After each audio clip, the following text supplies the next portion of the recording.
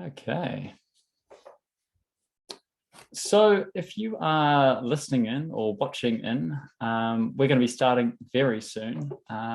But in the meantime, while people are coming in, grab yourself a coffee, grab yourself a drink of water, grab yourself anything to keep yourself refreshed. But this is going to be a fun session. I'm really looking forward to providing some really both practical advice about how to start, but also how you might go about marketing your language business. So listen in, and we're going to be talking to you very soon. So grab that drink of water.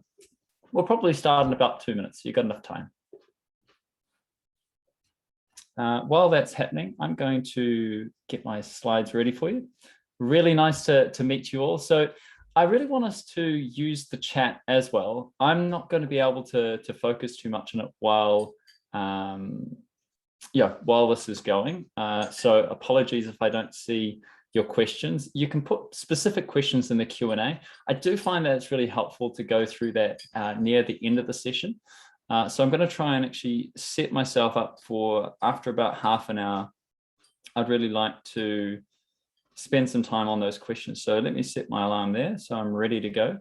And what I'd love first is I've got a little question to gauge what stage of business you're in, because your stage of business will have a big difference on what we talk about and what we focus on today. So just put in the number that is the most relevant to your stage of business, and that'll, I think, really help us to, or at least help me to modify this conversation so that it's most relevant for you and your stages of business. So I'll leave you to do that while we're getting everyone into the session. And then I'm going to start things up on my side.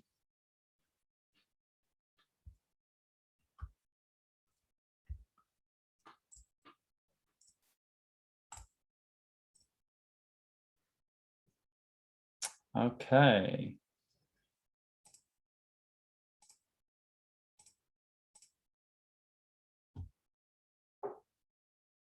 So while I have you all here, can I ask if you can, so if you can see and hear me. Again, we're going to be starting in about 1 minute. My only request was just in the chat, I've asked, what stage of business are you? Write the relevant number. So I've put number 1, you're brand new to language teaching, online or offline. Number 2, put in if you've got some experience working online or offline, but generally working for somebody else. Number 3, if you're a freelancer or you've started your business and you've even got some students. 4, if you're running a language business online with at least 1 teacher. So you're starting to kind of build up your momentum and you're looking to kind of grow out your business. And then 5 is where you really do run a more established language business online. And actually 6 if you run a really established language business, but in person. So it'd be really interesting to kind of get that gauge. We've got 2, 3, 3. Between 2 and 3, lots of 2s and 3s, a couple of 4s. Fantastic. This is really good. A lot of fantastic. We've even got some people at the highest level as well that are kind of managing businesses. So that means we've really got some people that have some experience in teaching or working for somebody else. And it sounds like a lot of people are getting a sense of freelancing, trying it out yourself. So you're going to get a lot out of this session either way, but it's great for you to put that in. So again, if you're just arriving now, please just put in a number. Just in the chat, you'll see numbers that represent the stage of business. And it just means that I can orientate this conversation for you. But I think we're ready to go. So you should be prepped and ready to go just as I am. So I'm going to get this party started. So here we go. My name is Alex Asher. I am the CEO of LearnCube. We have a virtual classroom business, and it's like an all-in-one solution for language teachers and tutors. So that is relevant on one side. You can find that at www.learncube. But really, the stuff that I'm talking about really comes from podcasts that I do with a friend of mine. We really focus on marketing. So we have this conversation literally on a weekly basis. And we have our Get More Students podcast, which again, you can find on Spotify. It's all free. It's all aimed at people like yourself. If you're interested in particularly developing your own business and developing your own marketing, this is the one for you. So it's Spotify, Apple, Google, whatever. It's all there. And I'm also writing a book on the future of language education. So this is why I wanted to talk to you about marketing and providing some really practical tips. So I was here last year, literally almost the same time. And so we knew enough about COVID, but I kind of wanted to, I mean, realistically, we know a lot more about how it's panned out, which sadly, a lot of students, canceled their trips to, whether that's the UK, if you live in the UK, or any kind of travel was really interrupted. Schools were closed, a lot of disruption because online had to become the new norm. I think what we saw was online being very entrenched as kind of, a lot more in-person is going to happen. A lot more in-person is already happening, but online is very much established as something that people understand and can see the real benefits in learning online. And I think if you're listening in, you're going to hear my conversation mainly talking about online language teaching rather than in-person language teaching, partly because it's more scalable. You've got a lot more options with you. So that's what you're going to hear today. But also you teachers, we've got a lot of teachers that are freelancing and have some experience. You are so much more equipped than you were in March of 2020. You've built up a little bit of experience. You've used a variety of tools. You might have even used LearnCube, but you've adapted and evolved. So you are in a better position, but that means that a lot of things have also changed, including the competition. And I wanted to bring that up because it's still really hard to acquire new students and new customers, new clients, whatever you want to call them, but it's hard. And it's hard for a number of reasons. And it's particularly hard when you don't acknowledge kind of, why is it difficult? And there's sort of three main reasons I can see. The first being competition. It's always been there. Online teaching is not a new thing. I talked about it last year. This has been around since Skype started in 2004. So it's not a new thing, but the competition has always been there.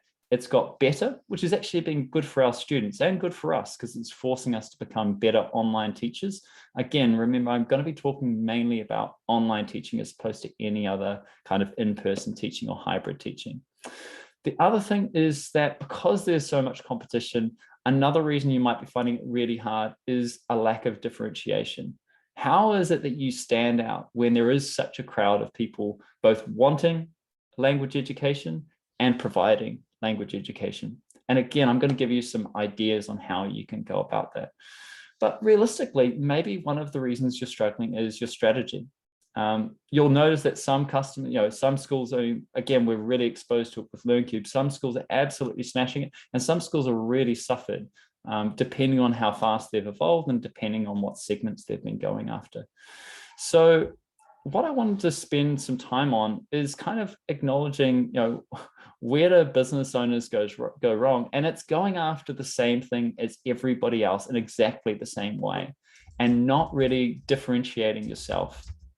Which can make it really hard for students to A, find you, and then B, select you over the competition. And particularly when you go after exactly the same target as everybody else, price becomes the major differentiator. And there's no way that you want to be in a price war with particularly large players. So where can you go right? Choosing a niche. Now, this is just an important fundamental because it impacts literally everything. It impacts your entire strategy. So your choice in the market will also dictate your decisions in business, product, and marketing. And in today's presentation, I'm going to be going through and kind of using this as a bit of a framework to kind of understand why a niche is important, but also just understanding what strategy you need to have aligned in order to get more students quickly, efficiently, and when I say cheaply, I mean affordably, right? So there's no point in being able to get a customer, acquire a customer, but if it's going to cost you twice as much as you're going to get in return in terms of profit, that's not going to work out. So your niche impacts your strategy. It impacts the stories you tell. So on your website, if you don't have a clear niche, what story are you going to bring up? It's very hard to bring that up if you don't have a clear idea of who you want. But likewise, it means that you need to orientate your stories to attract the right kinds of customers, the customers you want, because you don't want everyone. You don't want the wrong kinds of clients, the clients you don't really like dealing with. They're not going after the same goals as you. They don't have the same values as you. You don't want those. You want to attract the right kinds of students for you. And so your niche, again, will dictate your social media strategy or your communication and marketing strategy, your content, your email, the partners you choose. And you can see why this is just such a fundamental decision to make. And you can't afford not to make it, because otherwise you're just going to sift around. And unfortunately, you can't stand out in the crowd, and you're not going to be able to acquire customers as quickly as you'd like. So with that context in mind, you should also be aware that your niche will dictate your pricing. Now, I'm not going to talk a lot about pricing today, but there's not any problem with any price you choose. Any price, whether it's incredibly high or incredibly low, there's no problem with that price as long as your students feel that they're getting the full value of that. And so that's what I want you to think about with your value. But again, I wanted to really reiterate why the niche is so important, because how can you choose your pricing if you don't know who you're really going to be supporting and serving? So today I really wanted to provide not only some high-level strategic advice, but also some practical tips. So we're going to start with the strategic advice, because again, I really hope that while you're listening in, you're also writing down, what it is that you're going to do differently from today that's going to grow your business. So we're going to talk about how to choose your niche, where to find them, how to market to your niche, and how to add value to your niche. So starting off with the first point, which is, how do you choose your niche? Now, if you want as well, we've got a lot of people that have put in, what kind of stage of business, and I really encourage you to put that in there. But I also want you to ask yourself, what is your strategic advantage? So I've got some examples of how you can choose your niche. So first of all, think about geography. You shouldn't be limited by geography, but it is a factor. Why? Because you may have an advantage in that, and that might just make you go, okay, if I have no other advantages, at least I have a geographical advantage in the fact that if I have nothing that separates me differently from any other business, let's say I'm living in Manchester, I at least could probably serve the Manchester audience better than anybody else. Now, by the way, the geographic advantage is the lowest level advantage in my view, because you can still overcome that with technology. There's loads of people that are also providing services in most cities. So geographic advantage is not the area I'd start with, but can be a factor. Really think of instead about your expertise advantage and maybe your kind of demographic or cultural language advantages. These are all great places for you to find where to hone your focus. So think about, with your expertise, what experience is so unique to you? Do you have a unique skill set? Maybe you did sales as a profession before you joined, or maybe you're still doing that as you're delivering language teaching. Or maybe you've even had that same experience as maybe the customers you hope to serve. Maybe you've done your own learning in a foreign country. Let's say that you are an English teacher. Maybe you've been to Latin America. Maybe let's say you've been to Argentina and you spent that time learning Spanish. Maybe you've got that understanding of the Argentinian market or the Spanish speaking market, or even if you go wider again, that Latin American market. So figure out, where do you have some unique stories that you can use to show yourself as different from everybody else? And then also think about the demographic or cultural advantages that you may have. So for example, you might be, maybe you have parents that one might be from Spain, one might be from England. Again, I'm talking to a UK-based audience in this particular presentation, but have a think about what about your experience can really resonate with your ideal target. So with that in mind, and I've put some examples there for you, I'll keep on going through just to make sure that we stay on time. But one example could be, you're an independent language teacher and you're really going to focus on Spanish speakers, but those that are wanting to maybe even move to the UK for university or job opportunities. Or maybe you were a physical language business that is now moving to an online corporate language business. I mean, again, in LearnCube, we've seen a real increase in the success of our corporate language customers who are, they use our online school system, but we really see them. I mean, particularly over this last year, as so many corporates are remote, the online part of the business has really started to explode. So that's an area that you might be looking at as well. And so I'm going to try and provide some realistic examples from what I've seen working in the market. So with that in mind, you've chosen your niche, chosen your market based on your own experience and maybe your own customers as well. Let's look at where do you find them? So where do they hang out?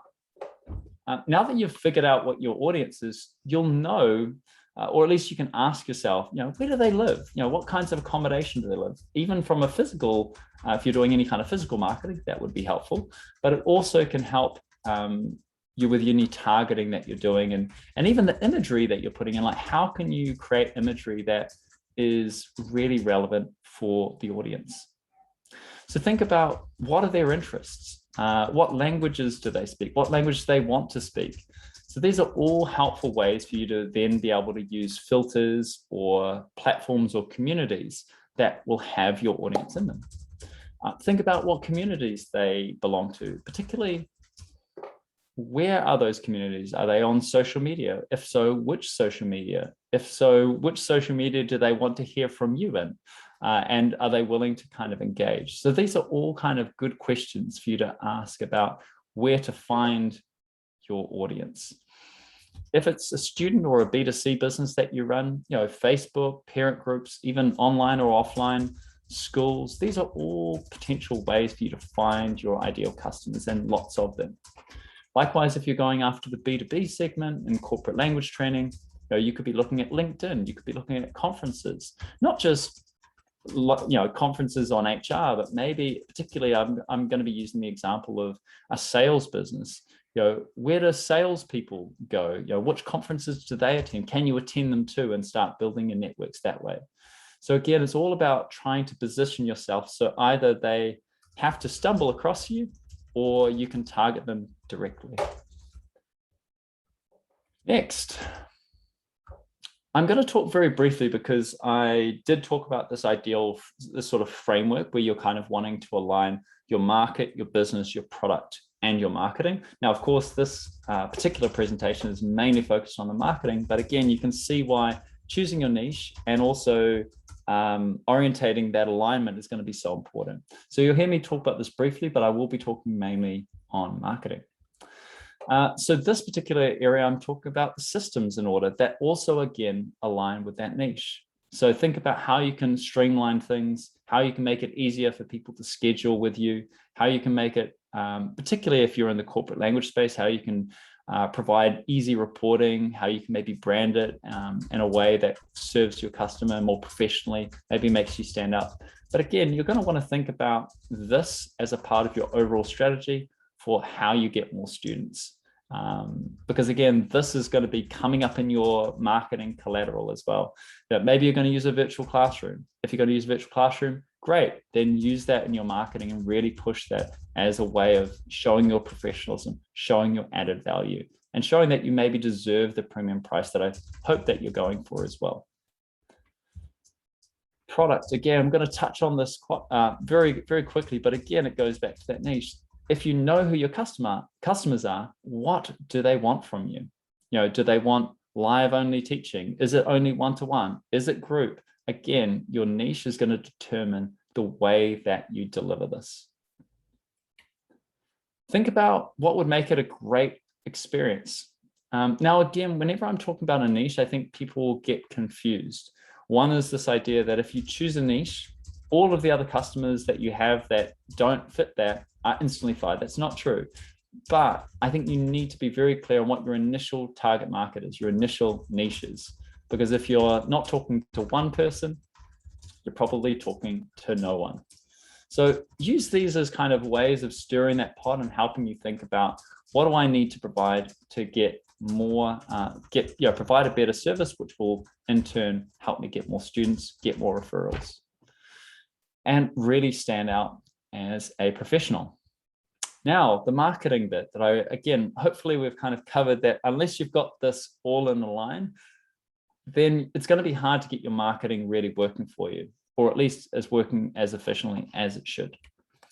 So we talked about choosing a niche, how to find the people in that niche, now how to market to that niche. So think about, how are your students or your customers going to stumble across you? Like, how can you almost be in their way in a nice way, but how can they stumble across you and then be like, oh, so thankful that you were there?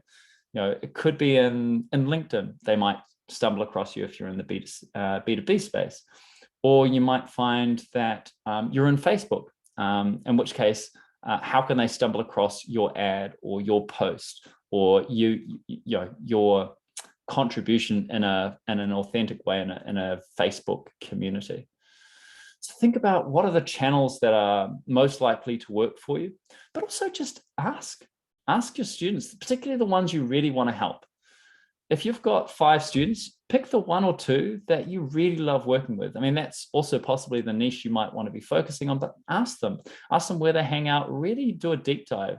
And maybe you want to do that by funding a little bit of R&D, and send them a nice, maybe it's buying them lunch and just asking if you can kind of pick their brain about what they like, what they don't like, where they hang out, what social media they use. But there's lots of practical ways that you can get this information about where they hang out, so you know how to market them.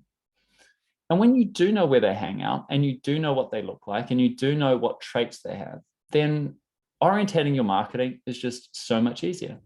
So for example, if you were going after that group of students that are from Spain or Latin America, and they're trying to or they're really interested in maybe doing an IELTS test in order to be able to get into a UK university or into a UK job, great. I'm going to focus on the IELTS one as example for one of the ads that I could do.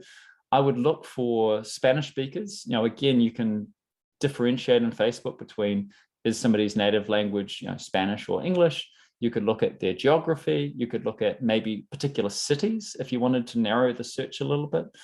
And particularly if they're going into, for example, university, that means they're probably born between 2000 and 2005, which means that the age of the parents is what, 2000 plus 17 or 18 or 15 to 18 years, right? So you can work this stuff out, and that can really make a big difference to your marketing.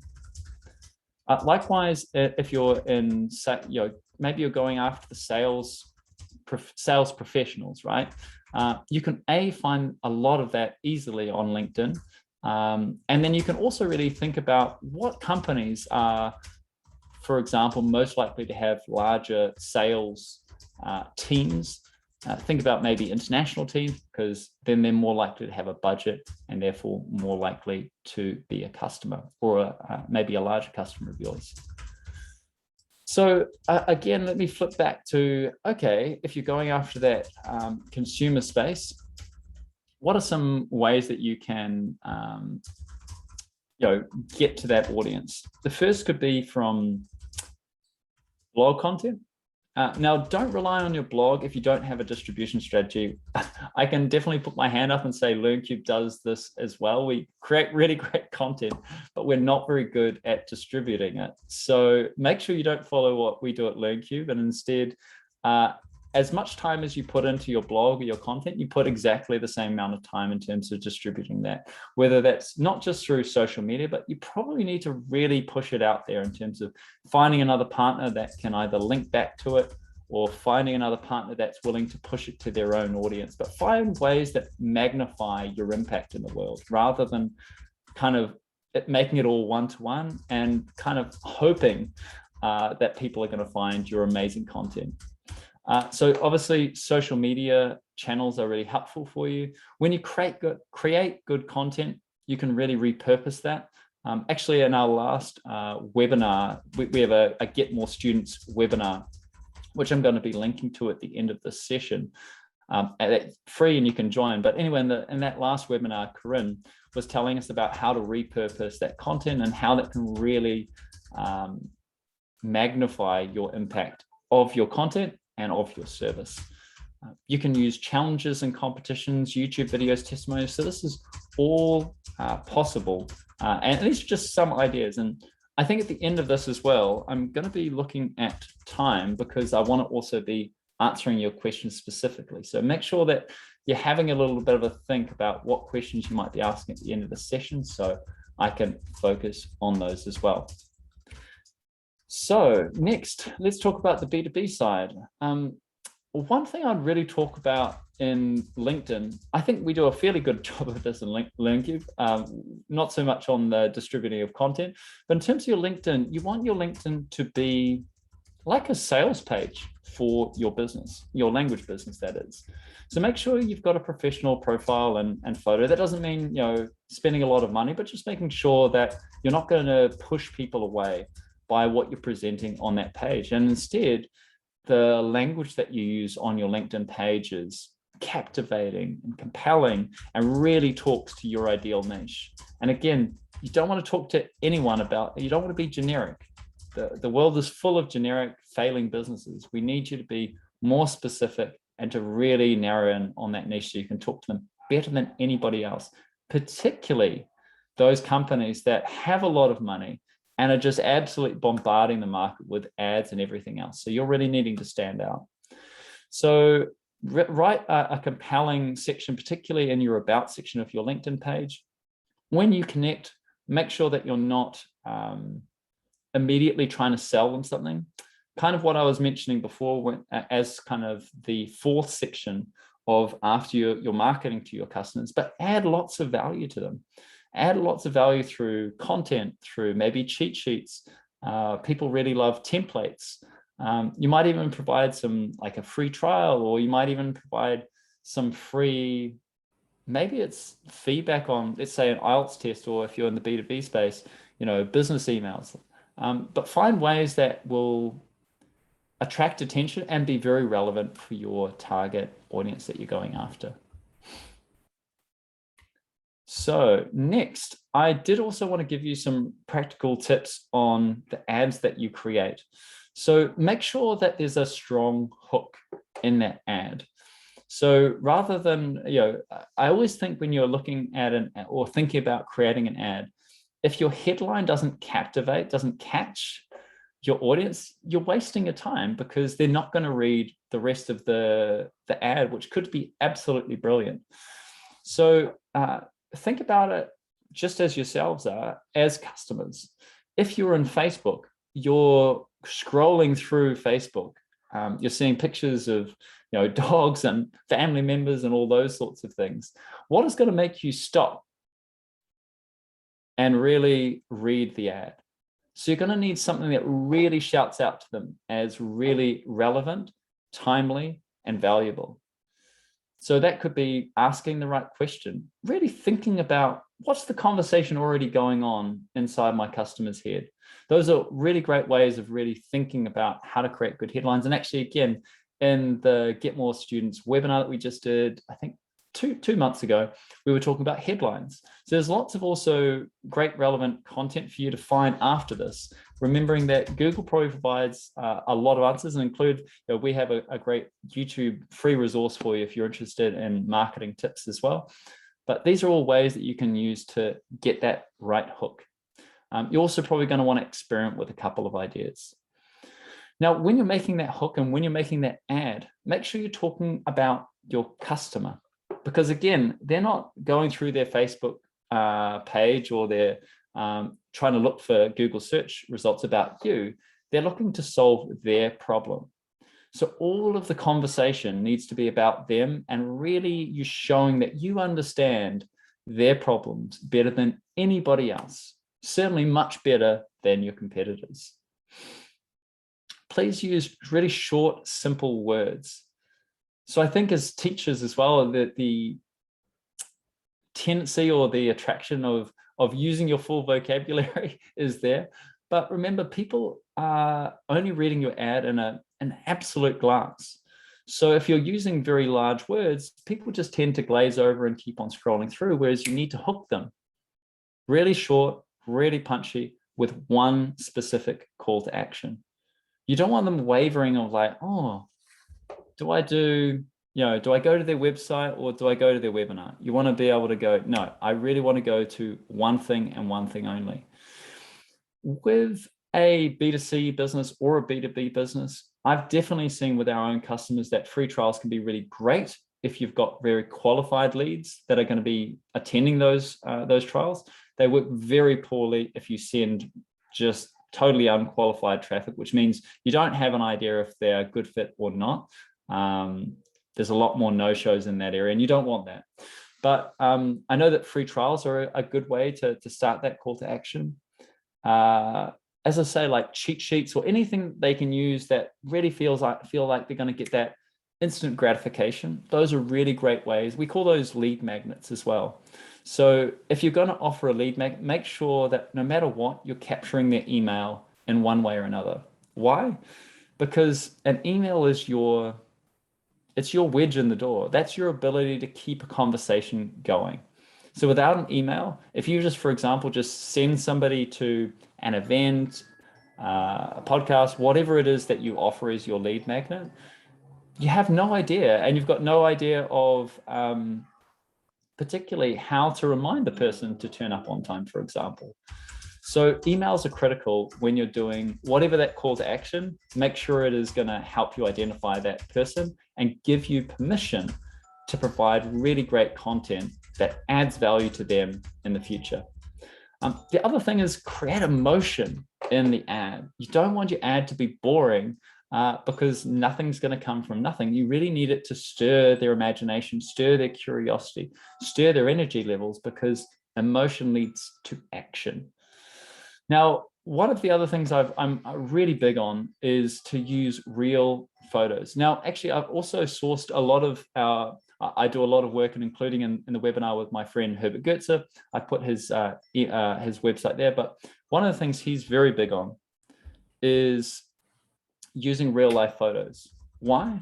Because they work so much better than stock photos.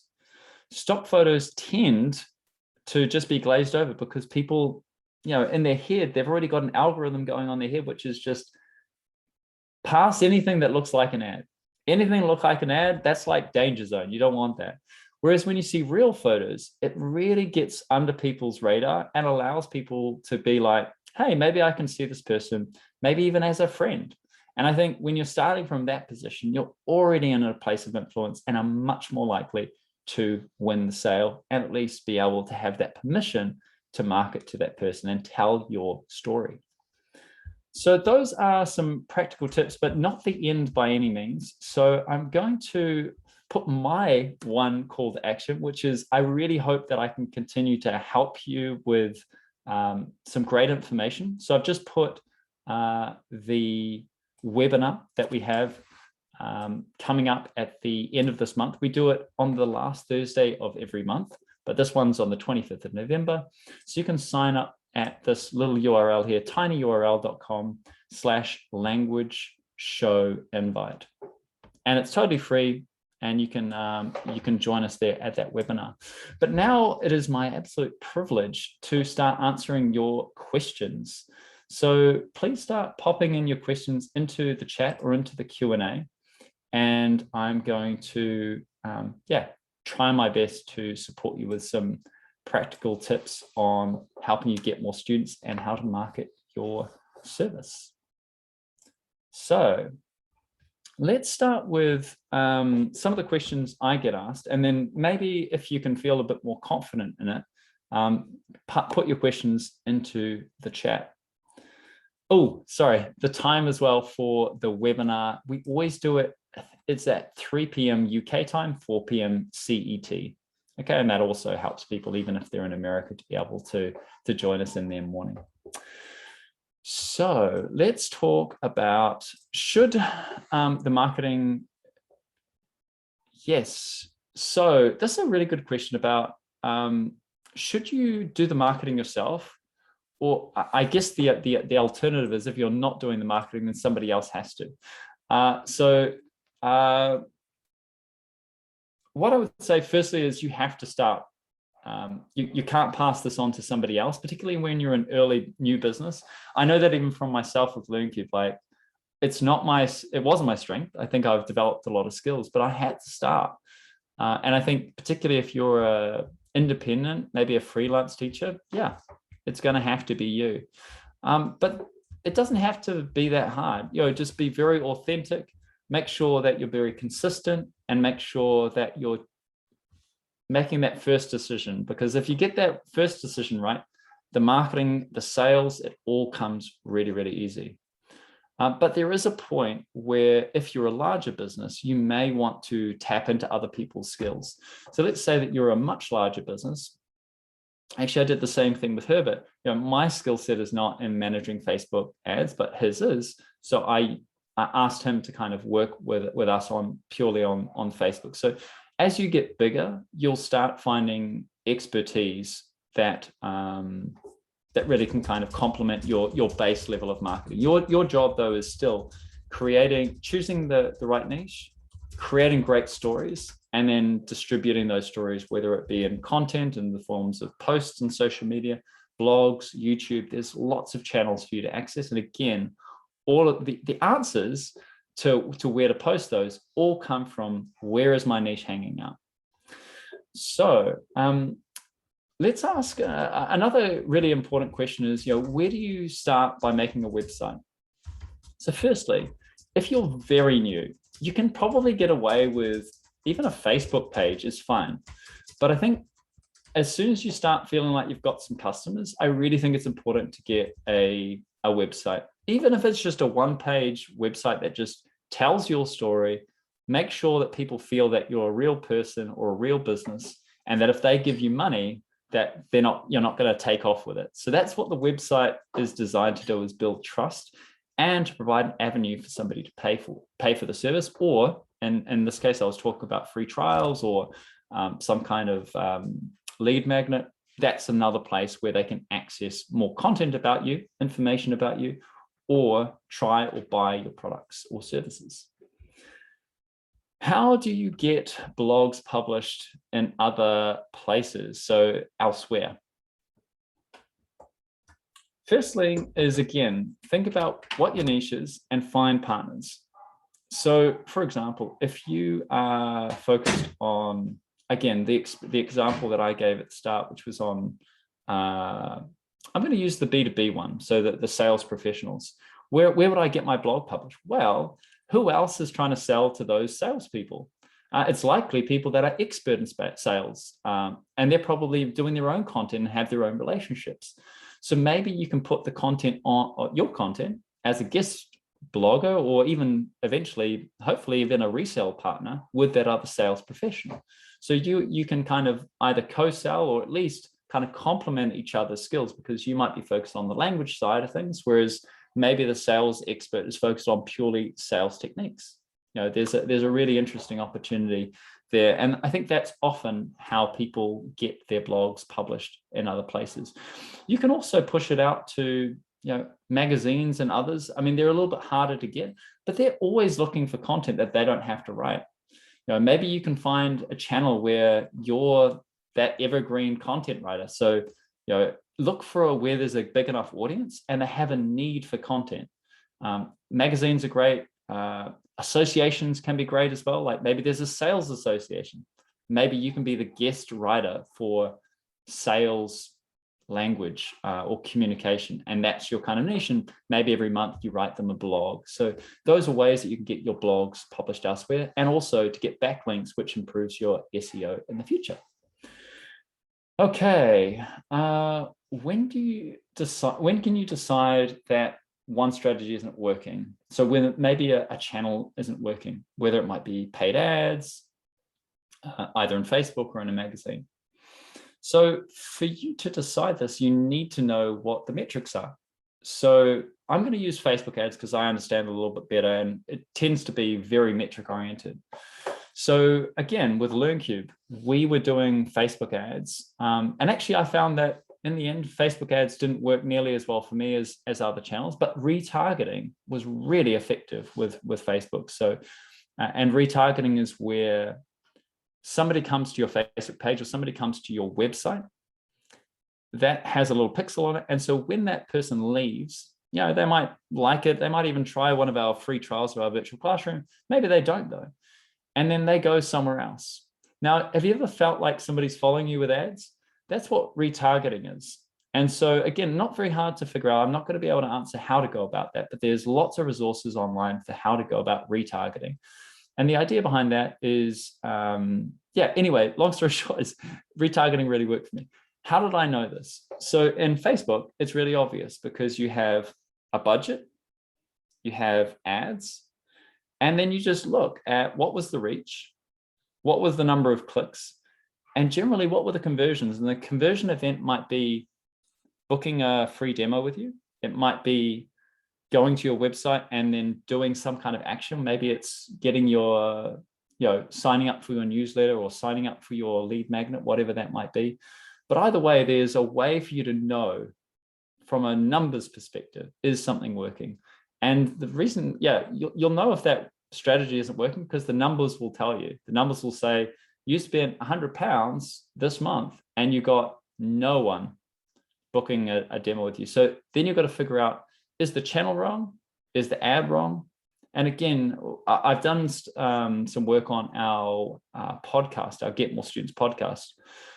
We talked about running experiments and how to go about that. So there's a whole lot of information that I can kind of tell you about running experiments, but running experiments is your answer to how do you decide whether your strategy is not working.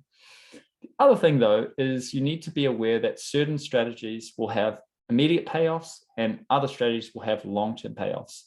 When you're starting a business and you're committed to it, SEO, search engine optimization, is a strategy worth pursuing for everybody. Why? Because it gives you eventually free organic traffic, which means you haven't had to pay for anything. So that's really important, but you're not going to see any payoff for a long time because you need to build up your authority. Google needs to crawl through your content, and then your backlinks will tell Google, hey, this I think is a really trustworthy resource for these keywords. So the payoff can be different. And so that's where you can't necessarily just be like, it's not working, because some things just take a long time. Again, like our webinar and podcast, they're kind of long-term. That's where we add value to our audience. But our Facebook ads, I'm not waiting for that answer. Like every week I'm running another A/B test, another experiment where I'm learning, is this working or is something changing? Now, again, please make sure that if you're running experiments, you're running really accurate experiments, which means you're only changing one thing between two different, let's call them ads. If you've got two ads, make sure you're only changing one thing between them. Why? Because otherwise you don't know, whatever your changes, whether what worked. So it might be the call to action. If you change the call to action in the headline, was it the call to action or was it the headline that made the improvement? So that's why one change or one difference that you're trying to look at between experiments. So hopefully that helps. Let me have a look through again. Teach professionals. If anyone has any last questions, I think we're going to be finishing up in about 2 minutes. So this will be your last chance. But it's been a blast for me, so I've really enjoyed it. So thank you so much for listening in. I really hope that I've answered as many of your questions as I could. If you've got any last ones, let me know, and I'd love to help. But again, I've got the webinar that I'm going to be running on the 25th, Thursday, the 25th of November, and I've just put there how you can sign up for free. It's a great resource, and also we run it each month, so you can also hear from me either through that or through the podcast. So I really hope you've enjoyed it. I know there was one last question, so I'll keep on going until I get kicked out. But one was, is face-to-face teaching different, I think, to online teaching, in terms of the marketing strategy? I think the answer is totally. Why? Because if you're doing in-person teaching only, geography is incredibly important, right? So if you're doing face-to-face teaching, I live in London, for example. I can't really be selling my service to anyone that's not either visiting London or lives in London. And that's a very different marketing strategy to if I'm going after sales professionals wherever they may live in the world. So I think that's, I think it does make sense that that would be quite a different marketing strategy. I think I'm going to wrap it up there. I really appreciate you guys listening in. So thank you so much. Please, I think there's a review side as well. I really enjoyed it today, but definitely put in some review. I'd love to come back again to the Language Show, and I won't know if I'm doing a good job unless you put that in there. So thanks again for listening in, and I look forward to seeing you on either another Get More Students podcast or a webinar or whatever, and all the very best and good luck with your businesses. Thanks so much.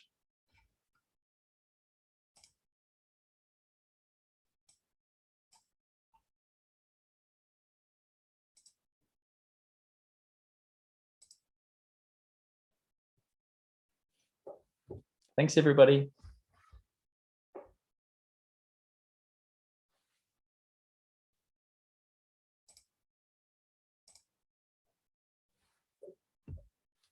See you later. Okay.